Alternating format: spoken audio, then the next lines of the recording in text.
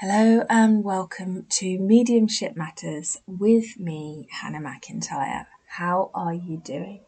Before I go down the rabbit hole of the second part of our foray into evidential mediumship, just a reminder to check out my website, hannahmedium.co.uk, because I have got residential events up until 2024 booking at the moment, live shows, there's lots and lots going on, and you can also join my mailing list to be first in the know when new things happen.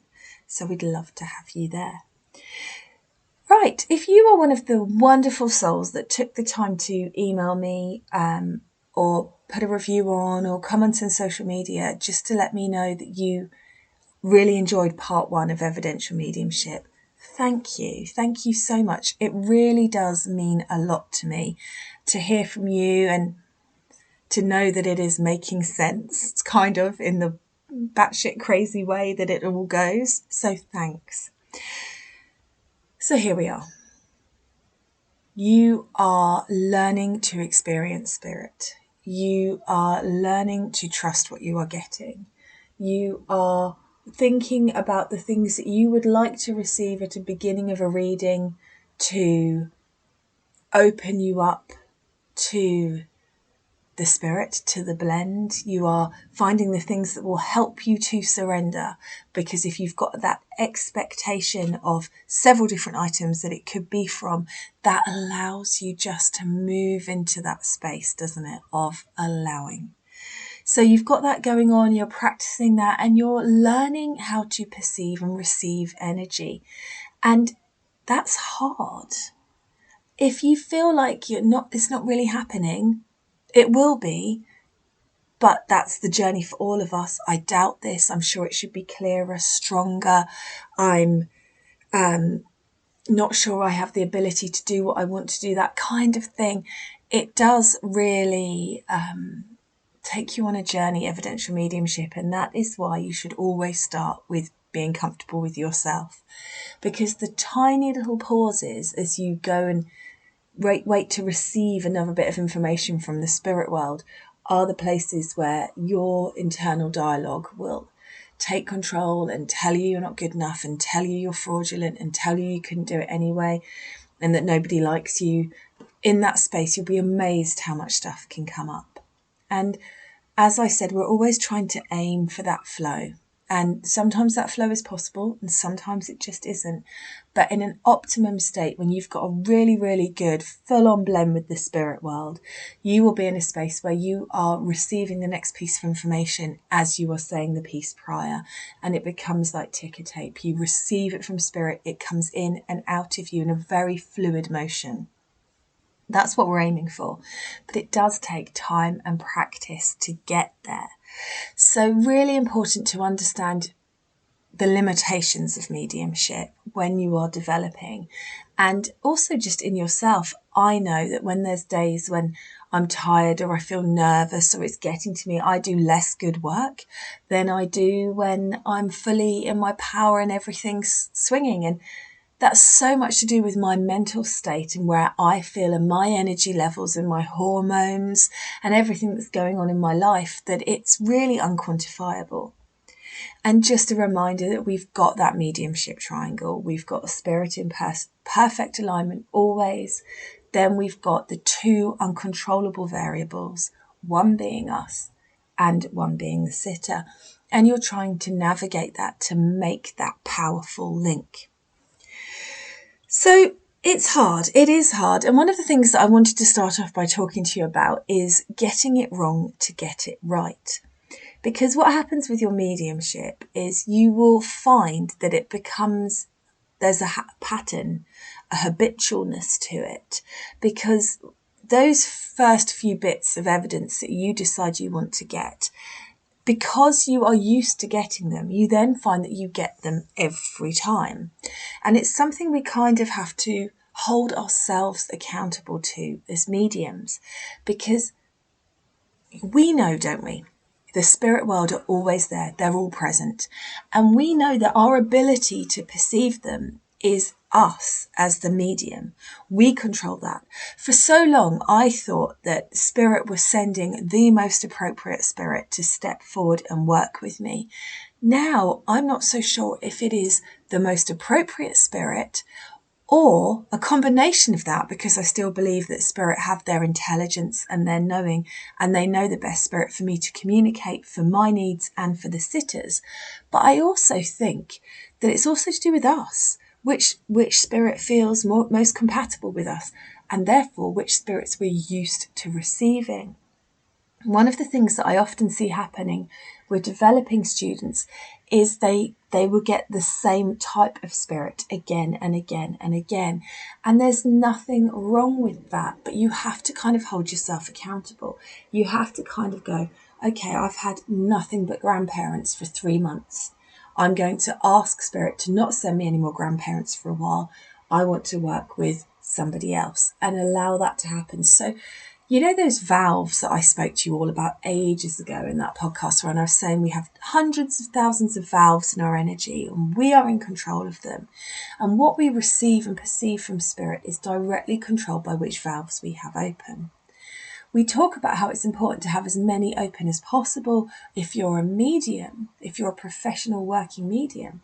But let's talk about the value of shutting some of them if you're a developing medium, if you are learning. I mean, we're all developing forever, but you know what I mean.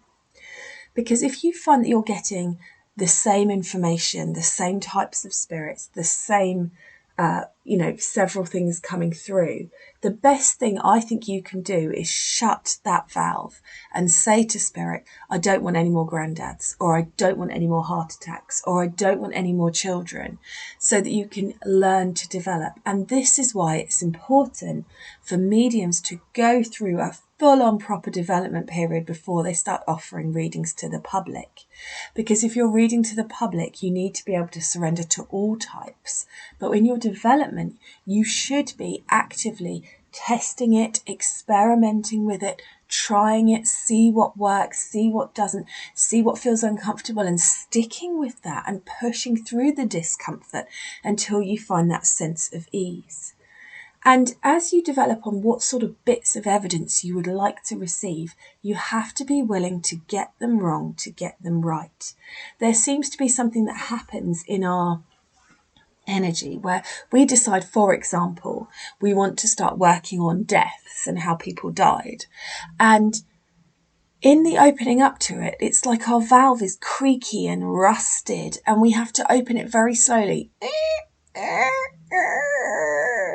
And as we open it slowly in the practice of it, it becomes fully open. But before it does, we can get things wrong.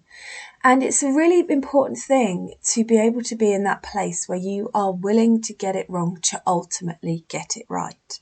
So every time I decide that there's something I want to add to my mediumship, a type of evidence that I want to now receive, I have to go through the pain of getting it wrong and feeling like I'm making it up and not being afraid of no's to be able to then ultimately get it right, because that's where the surrender is. If you are still worried about whether you're going to get it right or wrong and how you're going to look to your audience or to your sitter, you are not in a state of surrender. So it's only when you are willing to get it wrong, you are willing to look like a wally, you are willing to look like you've made it up. In the doing of that is the surrender, which means you will ultimately get it right. So it's a really important thing to talk about because no one ever spoke to me about this, but every time I've tried to add something new into my mediumship, there has been a period of time where I have assimilated to the frequency of that energy and I have got it wrong. And I could have easily said, right, F this, I'm done. It's not working the way I wanted to. Spirit are punishing me, and given up. And indeed, I have done that before. But now I go, okay, I'm still learning how to perceive and receive this energy. And if I give up now, I'll never be able to do it. So I have to keep on trying. And I feel like that's really important. I also wanted to talk to you. I know I mentioned the clairs and not getting caught up in the clairs when we were looking, I think, at finessing frequencies, but I just feel like I've talked to you for 2 months solidly already. I hope you're enjoying it.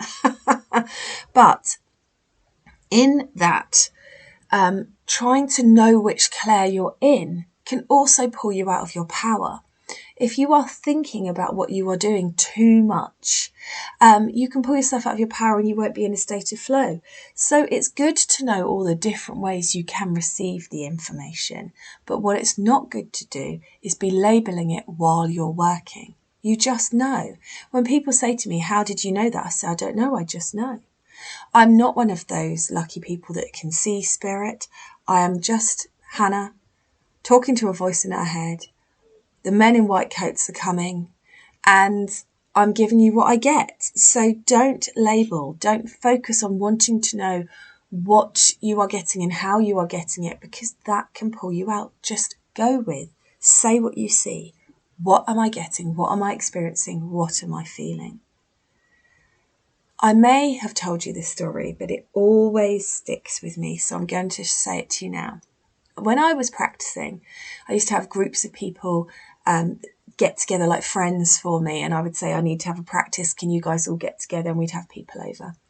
And one day I was working for a friend of a friend, lovely girl, and I got through her dad. And I was talking about her dad riding a motorbike and his character. I knew that he had a leather jacket that had something specific, like an emblem on the back of it. I knew that he, loved motorbiking, big personality, smoker, drinker, if I recall correctly. I might be getting some of these details wrong, but anyway, died when she was young. And then what I saw in my head was a newspaper, and the title of the headline of the newspaper was Major Local Celebrity Dies in Bike Accident or Car Accident or Accident, I can't remember now. And rather than just saying I'm seeing a newspaper with this headline on it, I started making it smaller because I didn't trust what I'd got. So I said, was your dad quite well known locally? Was it in the paper when he died? Did he die in a car accident? And it was only afterwards when we were talking that I found out his name was Major. So if I had just said the headline of the newspaper that I saw in my mind's eye, it would have been the most banging piece of evidence. But I made it smaller and I questioned into it. And that is something that you will all do, because we all do it. No one gets anywhere without doing this, but you will all have a story in your development like that one, where you wake up sometimes at night and just kick yourself and wish you'd done better, because that's the challenge. You have to say what you see, even though it feels like your brain has just made it up, even though you feel embarrassed and awkward. I always try and say, when I'm trying to explain to my husband, who's not into all this stuff, what mediumship's like, I often say it's a bit like being on the X Factor or singing. You know, sometimes as a singer you can go out on stage and it will be mind-blowingly amazing. And sometimes you will go out on stage and it will be okay. And you'll hit all the notes, but there won't be that energy, that wow behind it. Just like mediumship, some people are naturally amazing singers and other people need some help. But most people can carry a tune of sorts. And that's mediumship. That's how it works. And the problem with that as an analogy is when we go out on stage and put ourselves in that vulnerable position, we don't know the words that we're going to sing or the tune of the song. We go out with no idea. And that is the vulnerability like nothing you will ever experience in any other way. And that is why you have to work on yourself more than you work on your mediumship. I know that I've covered this before, but I'm going to say it again. You want to make sure that you are in control with your sitters. You want them to be saying yes, no, don't know, maybe to you in response. You don't want sitters who are going to talk to you too much, pull you out of your power. You don't want sitters that are going to tell you the answer so that you can't find it for yourself. The number of times I've had sitters go, you say, I've got your aunt here and I know she died too young and she left behind 2 children. They go, oh, yes, she died of cancer. She had a terrible time. And you're just bringing in the cancer energy and you think, oh, you've just taken away the bit of evidence I was going to give you. So it's part of the skill of a medium is also politely getting people who mean very well to shut up. But it's true. You could easily be one of those mediums that just stands there and says, I've got your dad here, and then lets somebody else fill in the blanks. But you don't want to be that medium, do you? You want to prove it to yourself also. So building up that power with the spirit and understanding the feeling of that is something, I know I said it, but it's just so important. Understanding how to build into that flow, understanding how it feels, how it moves through you when you're at that tipping point, when you know it's mostly spirit and less you, and you can just go with everything you're getting and go into the finer details. And when you need to be building that power, absolutely, absolutely crucial.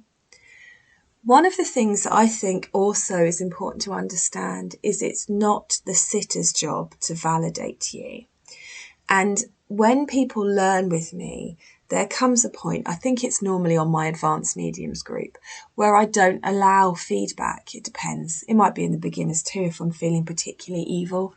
But it's because we become so reliant on seeking validation in our mediumship from the person we're reading for. And that is a dangerous, dangerous space to be in. Of course you want to do a good job. Of course you want the people who come into contact with you to leave feeling happy and excited and like they've had a communication, like they've been reconnected with their loved ones. You want that, but it is not their job to validate you. And this is really, really hard. It's also hard because if you stare too much at them and you look at all the micro expressions on their face, you have a tendency to move yourself into psychic because you are looking at them and you are exploring them and working out how it feels, if it feels like you're landing with them mediumistically. But it's also important to understand that a lot of sitters, rightly or wrongly, they don't really know what they want. They don't really know what it is that's going to give them that feeling that's going to help to heal that hole in their heart. And the problem with that is if you start seeking the validation from them for you to feel like you've done a good job, you've lost control. And a massive part of mediumship is controlling it, is being in your power, is being confident when they say, I'm not sure I understand that. When you go back to the spirit and say, did you give me that or did I make it up? If they say, no, that was right, is you going, okay, I'm going to leave that with you and not pulling it back and diluting it. And when you really work on your development, you'll have loads of stories like this one. And I'm sure I've shared it with you before, but I'm going to share it again, which is a wonderful lady I was reading for. And I think it was her mum. And her mum was showing me the way I was seeing it. The pictures in my head were her ashes. So I knew she'd been cremated, and a rose. Her ashes and a rose, her ashes and a rose. And her daughter said, no, can't take that. There's nothing about that. I don't know what you're talking about. And she was really polite. She was lovely, but she just couldn't make sense of it. Now, at that moment, I could have gone, oh, okay, don't know why I got that, and made a joke of it. But I didn't, luckily. I felt like I was still getting that from the spirit. She said it didn't make any sense. I said, okay, well, I still feel like I'm getting it, so I don't know what that is. And it was the next day when she was talking to her daughter, and her daughter said, but there is a rose. It's on the container. And when they looked at the ashes that they'd got from the crematorium, they were in a container with a rose on them. And she sent me an email with a photo of it, which was just amazing. But that's the importance of being confident in your connection, which I'm not expecting you to do if it's your first week in doing evidential mediumship, but it's something you need to be aware of. You need to be aware that it is easy sometimes to make it into a joke, to say you've got the wrong spirit, to undo all of your hard work. But if you do that, it will damage your connection and it will damage your confidence. One of the things that often happens in practice groups is people with the best intention, the best will in the world, will say yes to things that should be no's. They will also sometimes take spirits that aren't theirs. And this is always a difficult thing, because I understand how hard it is to hold a space for somebody who is struggling, when you can see them finding it really hard and you want them to do better and you want them to know that you believe in them. But actually, if you really believe in somebody who's doing their mediumship, you should let them struggle. You should let them stumble. You should let them get frustrated and find the wrong words and the wrong evidence and work through it, because that's such an important and valuable thing to be able to do. There are times in my mediumship where one little word or one little sentence or the way that I'm seeing it has just made it a no when it should have been a yes. And I've been lucky that I've had tough sitters, because if I hadn't had tough sitters, I might have let some of those things go. But I have learnt to be tough. I have learnt to be determined. I've learnt to trust in what I'm getting. That doesn't mean I don't get it wrong sometimes. That doesn't mean my brain doesn't pull up random bits of information. But it's such an important thing to understand that it doesn't do anybody any good to say yes to something that should be a no. And no's, you have to learn to get comfortable with them. You have to try. It's the hardest thing. At the beginning, every time somebody says no, your inner voice will say, I knew you were rubbish. You can't do this. I'm so embarrassed. This is so awkward. But after a while, when you start to really accept that no's are part of the work, that they're not going anywhere, that it's not for you to be comfortable and feel safe in your mediumship. There is no safety in mediumship if you're doing it right. It's complete vulnerability, complete exposure. But if you are doing it like that, you will get no's. And sometimes that is things that people have forgotten. Sometimes it's just the way that you're saying it. And sometimes it's just a fact of the information. It's just they'll remember later, or it's not going to make sense to them, but they'll say it to somebody else, and 2 months down the line they'll be at a family reunion and they'll say, oh, I saw this medium, she was really good, but she said this one thing about a football shirt and I said no. And they go, what, the football shirt I've got? And you go, what? Spirit are really clever. And there are layers to the messages. So you should be getting through spirits that people can understand. But it's also really important to remain in your power with it, because somebody's need can overrun a reading. If you've got somebody and you say, I've got your grandma here, she was this, Nick, that sounds like my mum. And you go back to the spirit and you think, do you feel like a grandma or you feel like a mum? No, you definitely feel like a grandma. Because that sitter wants to hear from their mum, they will try and make every piece of evidence a piece of evidence for their mum. And your job as a medium is to stick to your guns. If you feel like it's grandma, if you've gone back and checked and you still feel like it's grandma, then grandma it is. And learning to hold a compassionate space of, this is who I've got for you, is really, really important. So there's so many different aspects to evidential mediumship, and I don't know if I've covered them all, to be honest, because there's just so much to think about. But if you've got questions, I'm sure you must have, don't be afraid to email me, podcast@hannahmedium.co.uk, because I love answering them. And I have got some wonderful people answered my Instagram story the other day, and gave me things that need troubleshooting. So the next episode after the interview that we've got on Thursday with that law of attraction expert, Amanda Riley, after that, we will go through the troubleshooting and we will work through those things. So what is happening? Let's recap. You are setting your intention for you, not for spirit. Spirit don't need instruction, but you are setting your intention for you, that you are going to communicate with somebody in the spirit world. Now, if you're doing it on your own, that is enough. I just want to practice spirit. If you're doing it for somebody in front of you, you say, for my friend, whoever they are, okay? And then you just feel out, and you are working psychically to begin with, because you are seeking, And if you are seeking, you are working psychically, but you know that you will move into evidential because that's the intention you've set. So you seek out and you think, is this a man or a woman? And you say, I've got a man stepping forward here. Please, please do not say a male energy. So cold. Imagine being there with a son that you've lost and you refer to him as a male energy. That's just such a weird way of saying it. I've got a man here. I've got a boy here. I've got a woman here. I've got a female here. Whatever you want to say. And this feels to me like mum. And then you are working through those initial bullet points of energy, bullet points of information from your list that you have collaborated with Spirit on of things you might possibly like to receive.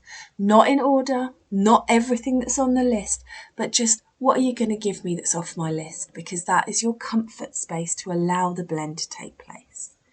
And hopefully just a few little pieces of information, building that presence. It's always great to talk about their character, their personality, builds that energy with the spirit. And then at some point you will find that your mediumship just starts taking a life of its own. And when it starts taking a life of its own and there's more energy behind it, which is a skill to be able to feel in itself. But when you can get to that place, that is when you start surrendering and saying, give me some really good evidence here. And you get the stories and the memories and the details. And then you move to message. What do they want to say? And I think message is, it's almost like a closing down energy. It's like a sub-frequency where you sort of start slowing things down. It's like your train is done. You finish stoking up the fire and your train is just coasting now into the station. What have they seen? What do they want to say? Sometimes with mediums, I see them go into message and then come out of message and start doing evidence again. And personally, I don't think that works. I think you should try and follow a structure, certainly at the beginning, of building with bullet points, allowing that energy to build into the most beautiful energy with the most beautiful blend and that connection, where you then get deeper bits of evidence and then you allow it to come to a gentle stop with the message. And that vibrationally works best, but also it's really good for your practice to try it different ways. But that's really what you're doing. And although you will get difficult sitters in your life, I think for the most part, the worst sitter you will ever have is you as a medium. You will constantly be thinking, was that good enough? Are they impressed enough? Did I impress myself enough? Do I feel like I got enough? And it's always really hard. When I first started demonstrating, I used to get Kim and Amanda to write down every bit of evidence I got for every spirit, so that when I went back to bed afterwards, sort of exhausted but also wired and unable to sleep, I would sit and count the evidence and make sure that I felt like I'd got enough pieces that were specific enough. That was debilitatingly difficult for my energy. But it did prove to me actually that I was getting way more than I thought I was. And you want to work, certainly at the beginning, you want to understand that your mediumship is precious. Your mediumship is like a soft, it's like an oyster without a shell. That's probably a bit gross, but you know what I mean. It's easily damaged. It's shy. And so you want to be really choosing the people you work with very carefully. If it's your friend's husband who's had 2 pints of lager, who just called you a fraud and then wants you to prove it, he is not the guy to be working with, because he will not bring the right sitter energy. What you want is those friends that can hold a space for you of real support and real love. And you want those people that you can practice with. On Facebook, we've got the Mediumship Matters podcast group. Go on there, see if anyone wants to practice, because if they listen to the podcast, then they know how it really works. You've got better chance of getting a good caliber sitter. I always think it's interesting that in practice groups, you will never do your best work. And part of that is because that's the place to get it wrong. That's the place to make mistakes. I always say to my students, I don't want you to get it right when you're here, because then I've got nothing to teach you. But also I think that people's need plays a massive part. And when you're in a practice group, whose need are the spirit world fulfilling? Because I think they are fulfilling the need of the developing medium.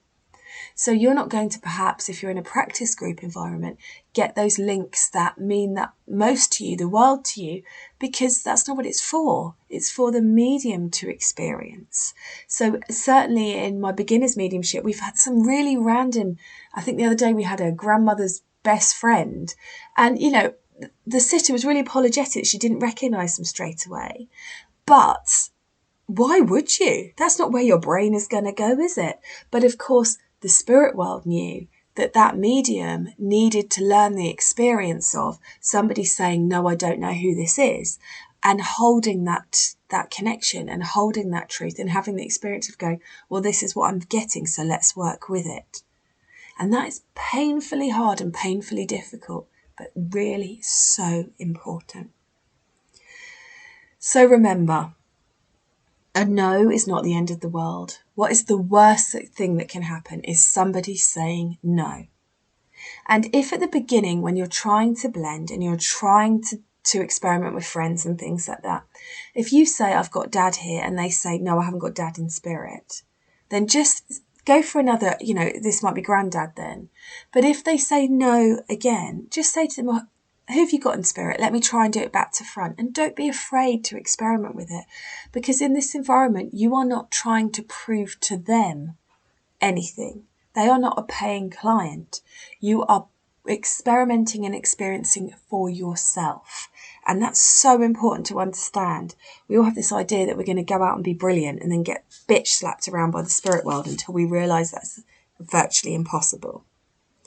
So play with it, experiment with it, make it your own, watch lots of mediums work, think about the kind of medium you want to be.